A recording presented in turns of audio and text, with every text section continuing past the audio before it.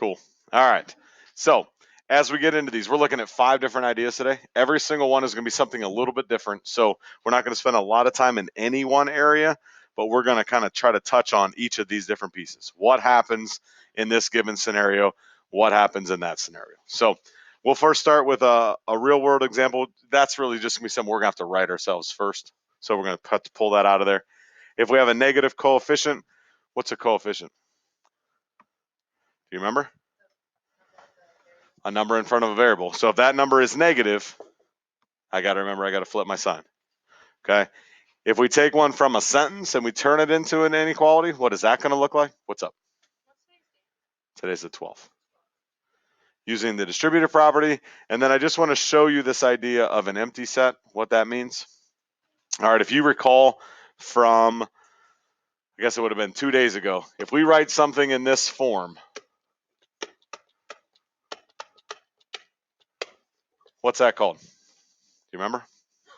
It's called set builder notation. And remember that we are essentially defining the variable and giving its restrictions, or what it can be defined as. This is the set of values over here. X is allowed to be things that are greater than 3. If we say that we're going to talk about the empty set, then we're essentially saying that the stuff over here is empty. Meaning, how many answers does it have?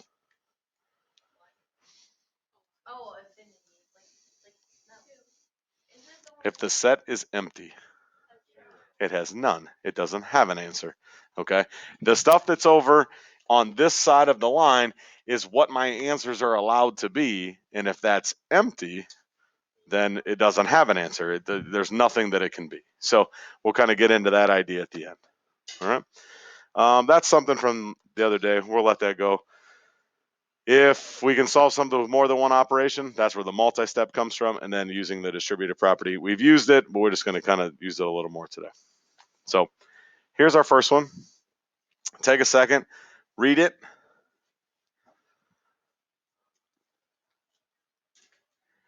Okay, so he's got $425 set aside for senior pictures.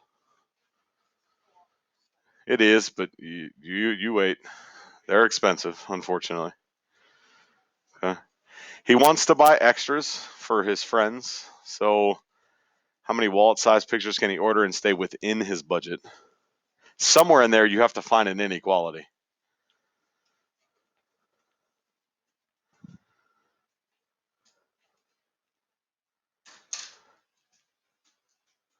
Anybody know what the inequality is going to be here, Ian?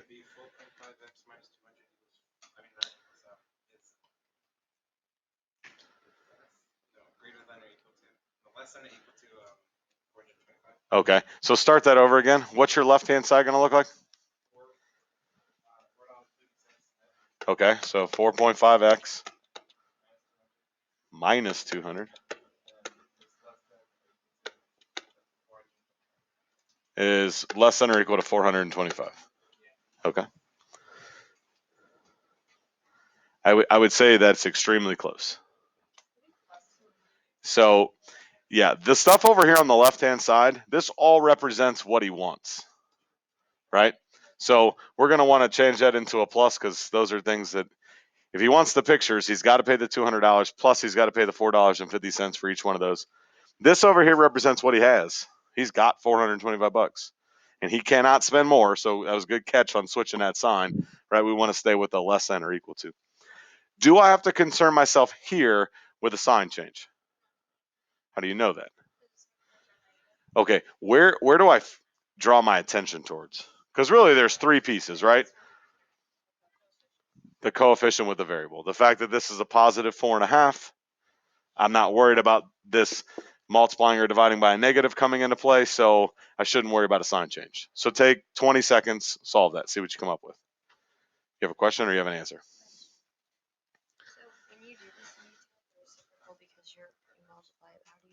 You can just divide. Divide both sides by 4.5. What is this called again? Set builder notation. That's the answer? It is.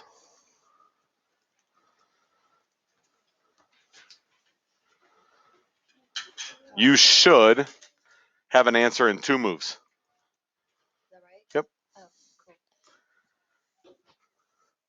It was low yesterday. It's been for the past 3 days. Well, then you better find the charger. I don't know where it went. Well, I don't know what to tell you. No. You have a million calculators. I do, but those calculators back there are not the rechargeable ones. They take batteries. I should have got one of those. Well, the reason as a district we didn't buy the rechargeable ones is then you're now talking about you have to buy the charging racks and then you have to do the. I mean, it just the cost up front was just too big.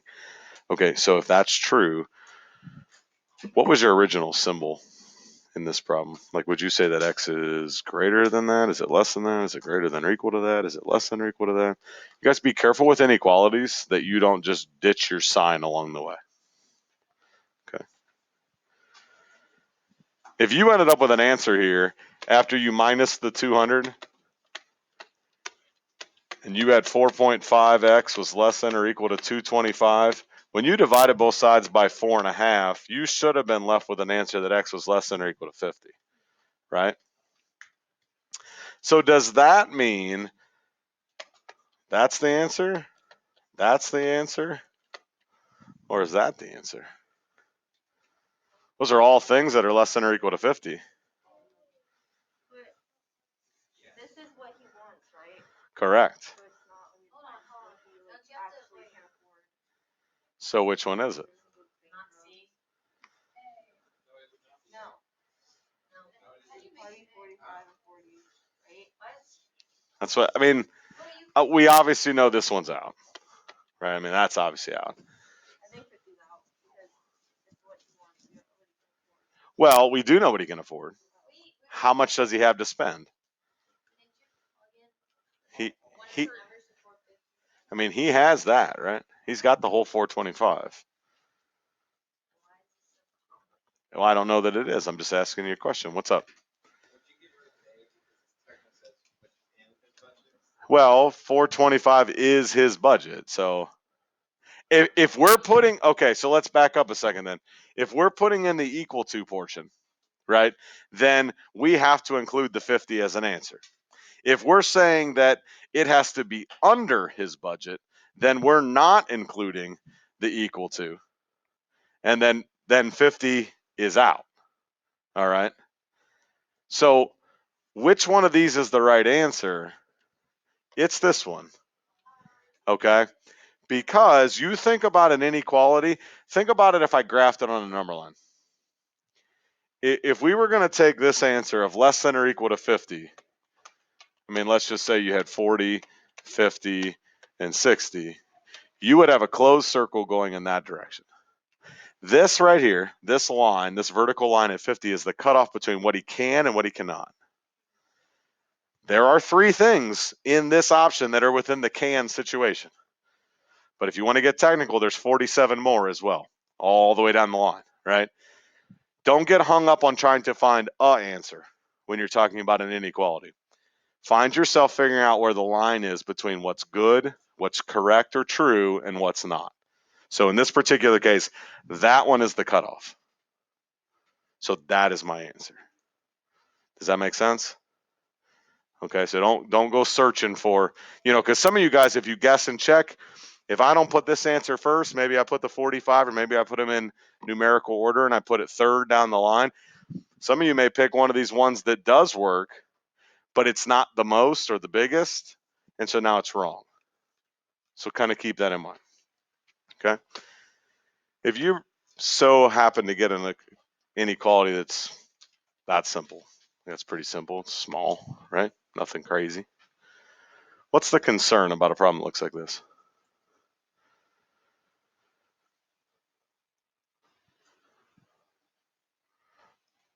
I mean, we only got 2 moves to solve this. So it's not going to be anything crazy. Courtney, got an idea?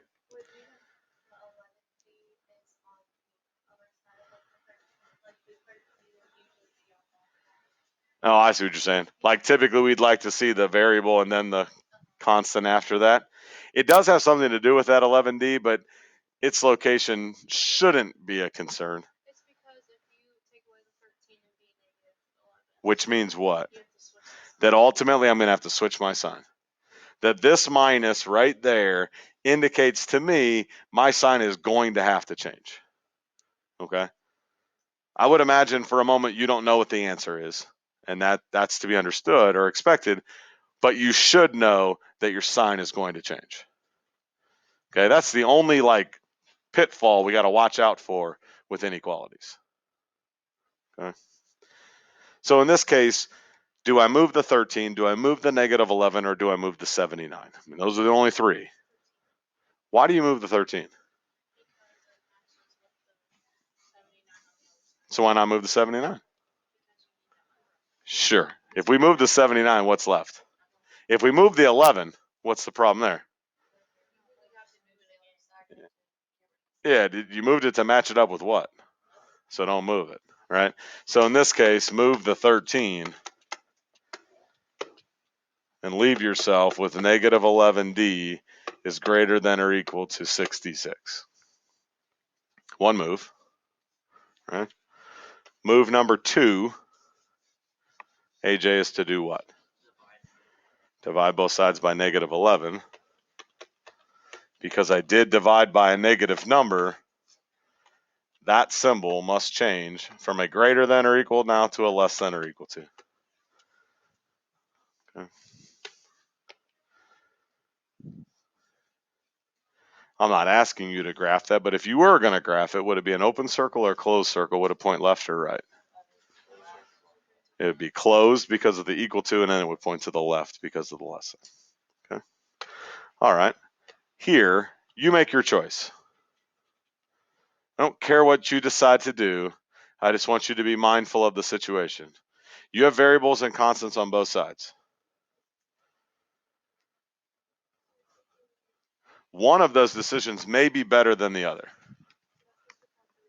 Okay. So depending on whether you decide to move the negative 8 or move the negative 4, whatever, realize though one of them is going to produce a negative result. Something that's negative on one side of the inequality would be positive on the other side of the inequality. That is Aubrey, it's 100% up to you. Yeah. Well, let me ask you this: do you like to see your variable on the left-hand side? Like, do you prefer to see the variable here on the left? If that's a yes, then we're moving the negative 4. Move it over here. Okay. Don't be paralyzed by the inability to make a decision. Make one and go with it.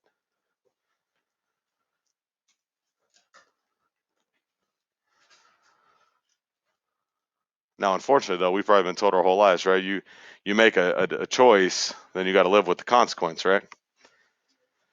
So, if we decide to move a variable and it produces a negative variable, then that just means we got to change our sign, right? That's the consequence of choosing the negative variable. What's 8 divided by 4? It's not 4. I wish I could tell you that's the first time I saw that today, but it's not, unfortunately. Yeah.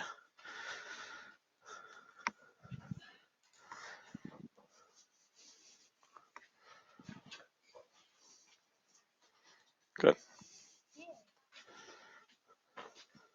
Good job. He almost tried to trip me with that giant bag. So, if I decide to move the 4 to the left-hand side, I'm now left with that. Yes, sir? You got an answer for me? What is it? Well, dang, I hope they're the same.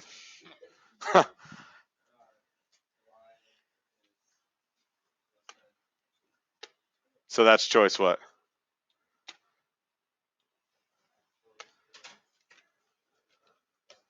D. Okay. At this point, because I move my variable to the left, my variable is negative. So that means automatic sign change is coming in my future. At this point, though, I have no choice but to continue. Now it's putting those constants together. And I'm ultimately going to do negative divided by negative. Negative. If you owe me $5 and you owe me $3, you owe me 8. Yeah. Don't be playing me like that. So now you have y. Negative divided by negative is positive, but because we divided by a negative, the sign that was pointing to the right, greater than, now has to point to the left and says less than. So the one that matches that is D. Yes, ma'am.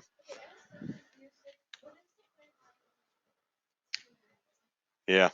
So were you here when we went over that? Okay. So at our level, if you, I don't remember if you remember this or not. At our level, that's pretty redundant. I'm not gonna. I mean, I'm not gonna beat around that to you there. It is. The first half of this statement is simply defining what variable it is and is in our problem. Okay.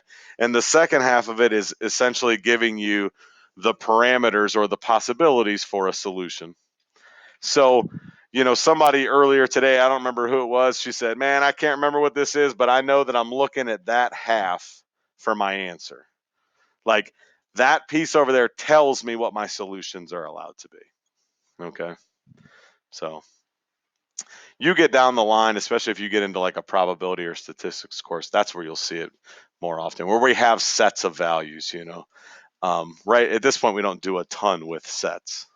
So, all right. What if we take away and we just look at it in sentence form? You almost need to look at that sentence as if it has three parts: an expression, and then an inequality, and then an expression. Do you see the inequality in there?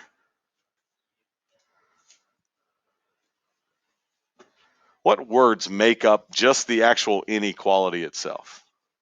It would be the is no more than. Okay.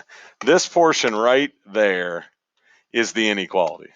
Now, what inequality is that? AJ? Less than or equal to? Is no more than? Okay. Over here on the left hand side, we should also be able to write that as an expression. And we would simply just write that as x minus 3.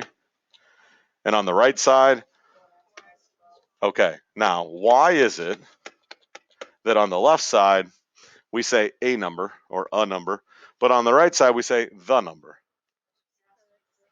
Because we're implying that it must be the same. Very good. So we're not introducing a second variable into this problem.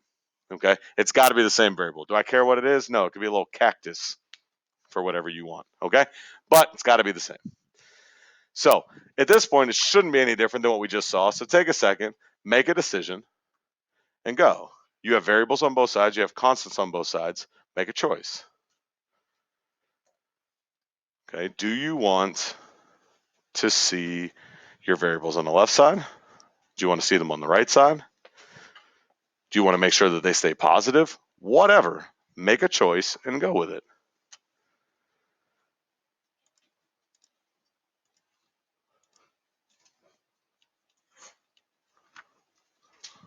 You all right there? What do we do first? We make a decision.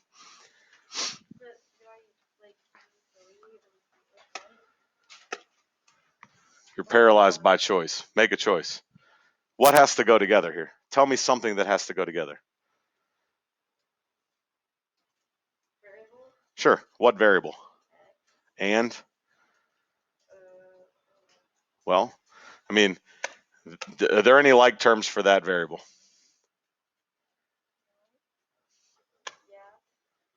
Don't those two look the same? I got to put them together. Like, if this was an equal sign, oops. If that was an equal sign, would you know what to do? You'd put your variables on one side, you put your constants on the other. It, I mean, the fact that that's a less than or equal to doesn't do anything as far as changing how I would solve it. So you divide it by a negative 3. So that symbol has to turn around. Good. I'm pretty sure. What's in front of that X right there? Nothing. What number's there? A 1. What's 1 minus 4? Oh, I added it. Yes, you did.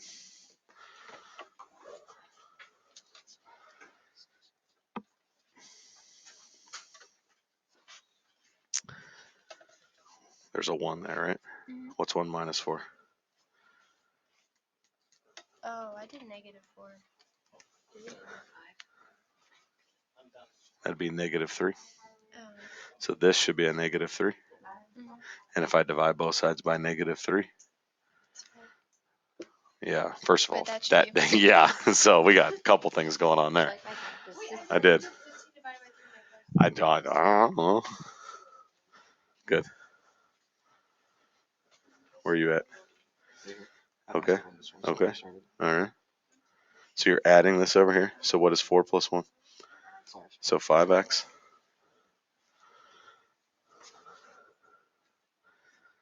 No. Yes. Maybe so.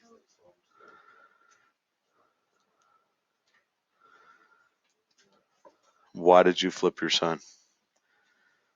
Um.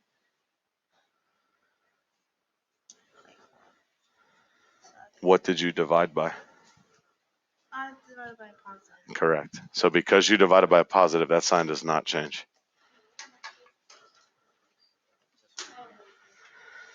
That's it. Very good. Yep. I was thinking because I did it the other way at first. And I switched it. Good. So which one of these two are you moving now? 4, 15.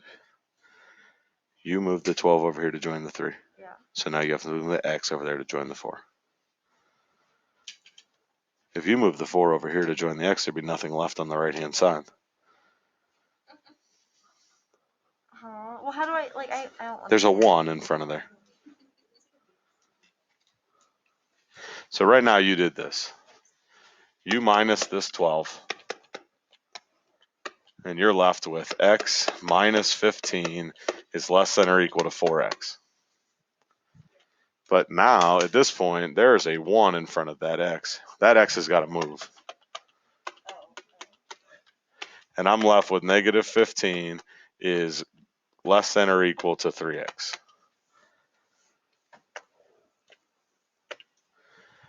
And I'm going to divide at this point by what? By 3. Okay. Are you changing your sign? No. But I didn't divide by a negative. If I don't multiply or divide by a negative, I don't change my sign. So, are we going to play that?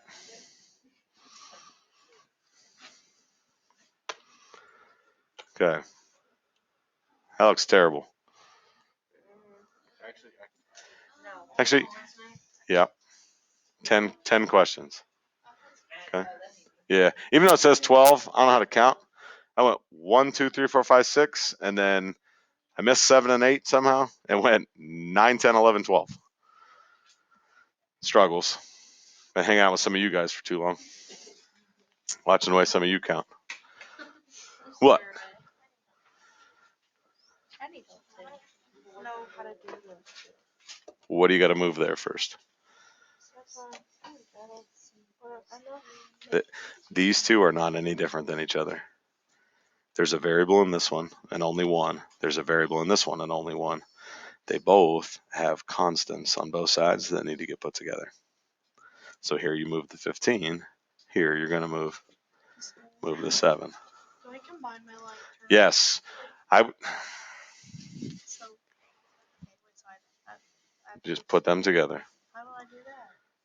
So 6, it's a negative 3. So 6 minus 3. So we all should be distributing?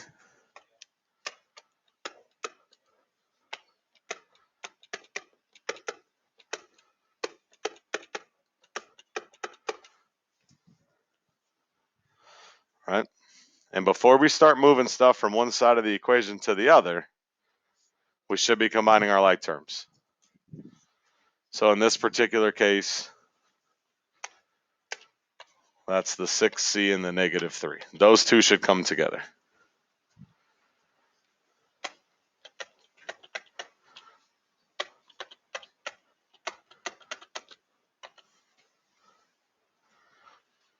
Okay. No matter what it looks like to start with, you should always be able to get it back to a point like this where you have a variable and a number at most on both sides. If you can get there, you're talking about having 2 moves till you're done. Maybe 3. 3 at the most.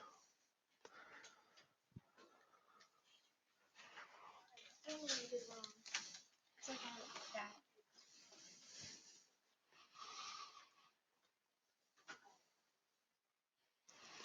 Because there was a 6 in here. And by the time you came down here, the 6 was gone. You Yeah, can't because put I the, did no, it. these don't go together. I subtracted it. But they don't go together. Look up there. The 2 that are circled go together because they both have C's attached to them. Yeah. Yeah. So, with this one, Uh-huh. you just like How are you going to get rid of the negative 2/3? It's being multiplied, so divide it. Truly, you should be multiplying by the reciprocal, which would be negative 3/2, flipping it. But, I mean, you can divide both sides. Yes. Yeah. Yeah. No. That's, yeah. I look like a Z. Maybe. I get sleepy. Maybe. All right. I think for me, it would be moving the variables to the left, and then at the same time, I'm going to move the constants to the right. So 5c is greater than or equal to negative 5. What's that? Yeah. I mean, you're going 2 different directions. So it's kind of like just taking 2 steps and putting them together. I feel like we've solved enough equations at this point that we should be able to do that. So at this point, I'm dividing by 5. I am not dividing by a negative. So therefore, my sign is not changing. Yes, ma'am?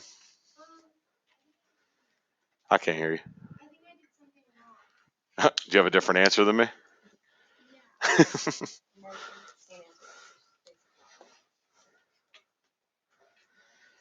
Negative 2 and negative 3 is negative 5. I did minus negative. But there's not 2 negatives in there. When you minus a negative, you end up adding. And we're not adding. All right. Last one. Oh my god. I know. Well, okay. So you can try this if you want to. You can just kind of follow along if you would like to. Yeah, thumbs up to that idea, right? The left-hand side of this requires no work. There's no like terms there. Okay. The right-hand side, though, does involve 2 distributions. So if you just for a moment thought about the first distribution there, you're looking at 6a plus 3a plus 12. That'd be the first one. And then the second one, you are distributing. What are you distributing, Courtney? It'd be a negative 1. So that's going to force that into a negative a and a minus 7. Okay. Still, on this left-hand side over here, nothing to do. There's nothing to do there until you can clean all of that up. There's 5 items. You can get it down to 2. How many A's are there? There's 3 sets. How many are there when you add them together? Ruby? Oh, you have a question? Oh. Okay. So 6 and 3 is 9, minus 1 is 8. And then 12 minus 7 is a positive 5. Okay. So right now, because you have the same thing on both sides, does it matter what number you would put in there? No, right? They're equal. Okay. And because they're equal to each other, you would say that that's like an infinite solution or all real numbers or whatever phrase you want to use. Down here, remember, in a set builder statement, we're looking at what are the restrictions of A. A has to be less than or equal to 3. A has to be less than or equal to 0. A is a real number. Do you know what real numbers are? Real numbers are everything, like positives, negatives, decimals, fractions, zeros, whatever. So this is kind of like trying to say, hey, anything's possible. Have you ever seen this symbol down here? What's that? It means no. It means nothing, right? That means that there's no solution. Okay. So in this scenario, what's the correct answer? C. Now, you must really be careful when you're dealing with inequalities, because if that equal to was not there and it was just a less than symbol, even though these are exactly the same, they're not equal to each other. And so therefore this result would never be true, because whatever you put in over here, you'd get the exact same thing over there, and it wouldn't be less than itself. And so now the answer would be D, because nothing's possible.